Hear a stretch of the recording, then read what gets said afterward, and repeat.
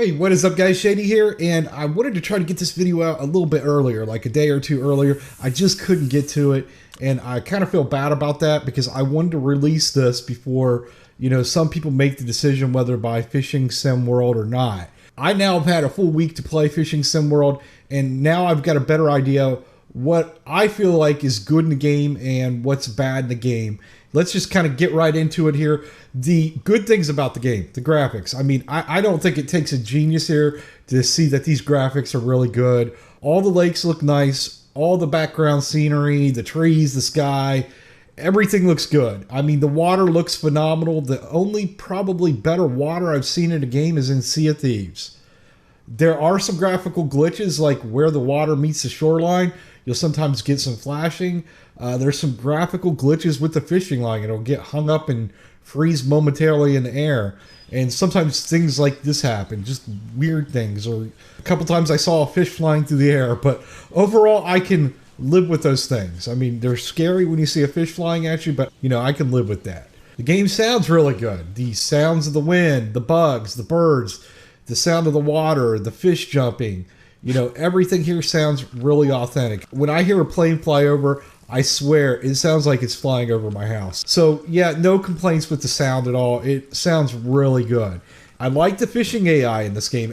And I kind of want to clarify this because some people seem to have gotten this kind of mixed up. Fishing mechanics and fishing AI are two different things. Fishing AI is the way the fish behave, not the act of casting out your line, hooking a fish, and then reeling it in. It's the behavior of the fish. And Dovetail Studio claims this is the most accurate fishing AI in any game out there. I can't confirm or deny that because, I can't look under the hood and see exactly what's going on. But from my personal experiences, I tend to believe them. For example, I was trying to get ready for a bass tournament, and I located a couple spots where there's some big bass. So I thought I was ready to go in, and I thought, man, I've got this in the bag. So I went to both of those spots, and there were not any fish there. And I thought, well, I'll just go ahead and cast out. Maybe they're just not showing up on the fish finder. Maybe they're just kind of trying to trick me here, or maybe the fish will come back. And I didn't catch anything from those spots. I think the fish did react to something and they did move. The tournaments and the league are really fun. I had a really good time with the tournaments. In my first bass competition, I did awful. I couldn't find any big bass. I thought I had a really big one. I was struggling with this thing. I was like, oh man, this is going to be a humongous bass. And it ended up being this just giant pike. But I did end up finishing 40th, I think. And I did well enough to beat several YouTubers and some streamers. So that was pretty cool. And in match play, I actually came in 4th place. I missed 3rd by like one fish. If I would have had like, maybe 20 more seconds, I would have got it. But since I did come in 4th in match play and I came in 40th in the bass tournament, I ended up winning like 170,000 points and a bunch of experience and some money that goes towards like your career. So that's pretty cool. And the last thing, I do like the laid-back fishing experience with the freedom to go where I want to go, when I want to go there. I'm not rushed to finish fishing a lake by a certain time for fear of losing out on money. And I also like the fact that there's no microtransactions. Okay, now for all the bad stuff. First, the fisherman's log. You have this fisherman's log here, but it just doesn't give you any information. It doesn't really tell you anything. It just tells you what the largest fish of that species is that you caught. I want to know what time of day I caught it. I want to know the weather conditions. I want to know the rod-reel combo and what bait I used. And they give you absolutely nothing. The casting mechanics are strange at times, especially in situations like when you're in your boat and you want to cast in back of your boat. Well, you can't. In fact, when you're standing on your boat or you're standing on the dock, you can't cast backwards. You can't just pivot your body to the left or right and cast in back of you. Your casting is limited to in front of you and directly to your left and right. Not even a sliver behind you. I mean, the total control is cool that you can do that, but for me it's unpractical because I'm using a mouse and you have to pull that mouse back, then quickly push it forward again. And that gets pretty old after about 10 times. It feels like I'm playing Golden Tee. The view is locked after you cast your line. You are stuck staring at your line, and you can't look to the left, can't look to the right, can't look up or down. And I hate that, especially when I'm fishing with friends. I like to look around. I mean, even when I'm fishing by myself, I like to look around. If I want to look up or look down, I want to be able to do that while I have my line in the water. But with this, you can't. You're just stuck there staring at your line. Okay, now for my biggest complaints. And the obstacles that are in the water, the weeds and the lily pads and the cattails, they mean absolutely nothing. You can pull your line and hook through those just as easily as you can pull them through a hot stick of butter. The drag is off. I mean, it just doesn't feel right. Someone did comment on this in my gameplay that the drag numbers were wrong. I don't think they should have used numbers at all, and I think that's a little bit of the problem. I think it would have benefited them more to set this up like Fishing Planet with just a wheel that you click up and down. But this goes beyond the numbers. For one, I don't get the feeling of pull on the line in this game. I use a mouse, so I don't get the benefit of rumble or force feedback, but that's not even really needed if you're presented with the illusion that you're getting pull. Fishing Planet does it well with these 3 big bars that represent tension on the line, rod, and reel, but they also do it through sound, the rod being bent, the sound you get when the line is being pulled tight. You know, just little sound effects here make a big difference. They are over-exaggerated in Fishing Planet, but it's needed.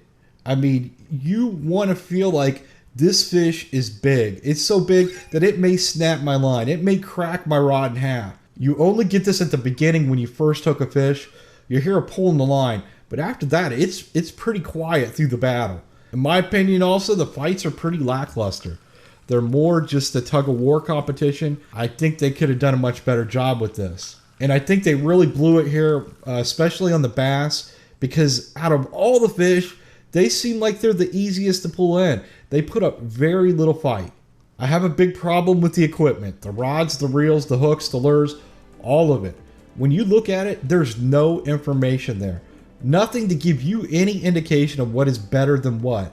I mean, why does this reel cost more than this one? Who knows? Because they don't tell you. The only information they give you is this little snippet of info for each piece of equipment that sounds like it's from an ad promoting the product.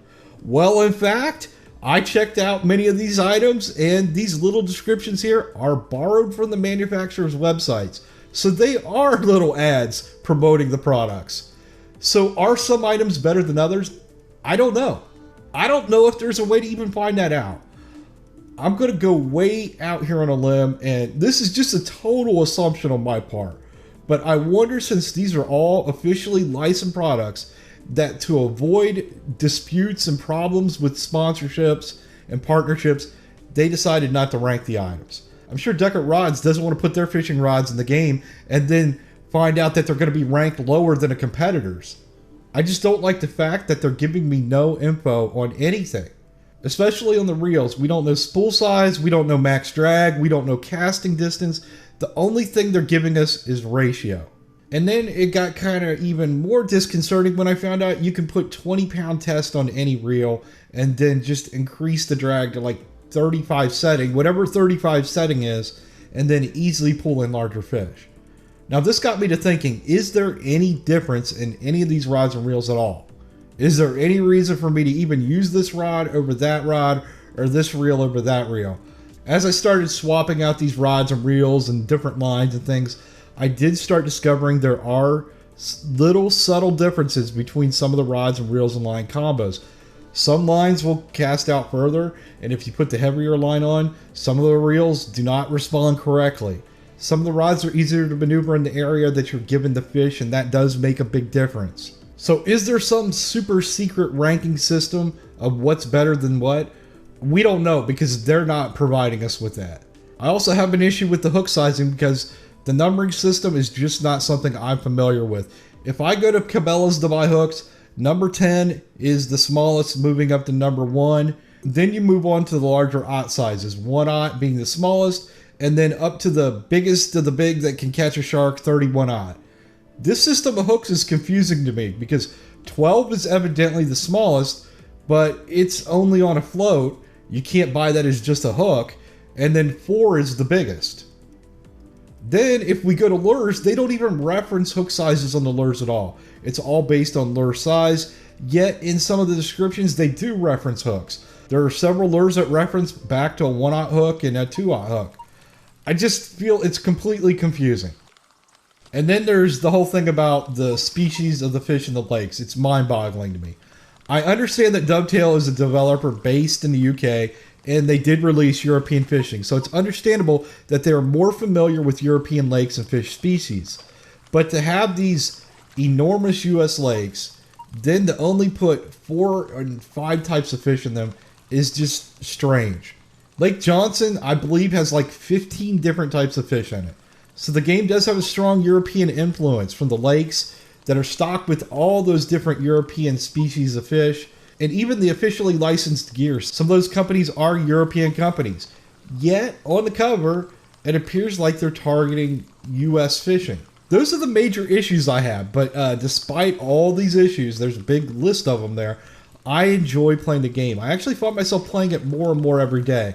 I do love the tournament play and the fact that you win experience and points, and that's within a season, and I would love for them to take this out even further and add teams. Again, I like the laid-back fishing style with no microtransactions. I like being able to take my time, try out different things, explore different areas, and try different tactics and not feel like I'm going to be penalized for it. Now, who knows if they'll fix all these issues with patches or not, but I kind of have to wonder who the hell was beta testing this game, and for a company that obviously they have to be fishing fans. I mean, because to be honest, I don't think a game developer goes into this and sets out on the path of becoming rich by releasing fishing games. You have to think that these guys are anglers, they're fishing fanatics, but a lot of this stuff is bad, and it just doesn't make sense. I'm really disappointed in the fact that this game really could have been something special. I read an article where Dovetail said they had fishing advisors and pro anglers give input on the game. Well, I would reach out to US fishermen. They don't even have to be pros. Hell, you could ask my neighbor down the street and he would tell you what's right and wrong. They should have reached out to YouTubers and streamers who focus on fishing games like KP Shimino and Jack Vegas or Hawkeye. And those guys, their entire channels are built around fishing. I think they could have easily told them what was right and what was wrong. Okay guys, that's all I got for now. Again, fun game, really nice graphics, really good sound. Game mechanics are okay. Presentation, I don't even know if that's the right word. Presentation, lack of information is awful. Execution, maybe that's what I'm looking for. Execution is awful. I hope you found this video useful. If you did, hit that thumbs up button. Until next time, have a good one. Later. Yeah, Shady Wags got your back. It's so entertaining. You need to subscribe to Got Your Back gaming gameplay and reviews, even doing walkthroughs. This the best gaming channel. I'm just telling you the truth. PS4, Xbox One, or even PC. Plenty tips, all the tricks. This is just what you need.